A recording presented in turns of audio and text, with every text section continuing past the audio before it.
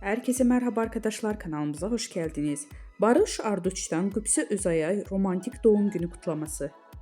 Ünlü oyuncu Barış Arduç, eşi Qübsə Özay'ın 41-ci doğum günü sosyal medya üzərində romantik bir paylaşım yaparak kutladı. Çiftin bu özel anı takipçiləri tarafından büyük ilgi ile karşılandı. Barış Arduç ve Qübsə Özay 2014-cü yılında Dilha adlı film setində tanışarak aşk yaşamaya başlamışdılar.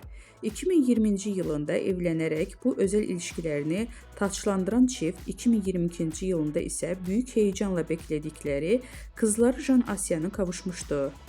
Barış Arduç ve Qübsə Özay çifti kızları Jan Asya adını verdiler. Özel hayatlarının gözlerden uzak tutmayı tercih eden ünlü çift, zaman zaman ayrıldıkları iddialarıyla gündeme gelmişti. Ancak bu iddialara yanıt veren çift, bir tatilde Alaçatı'da birlikte objektiflere yansıdı. Denizde birlikte giren ikili kendilerini görüntüleyen gazetecilere el sallayarak samimi bir şekilde selam verdi.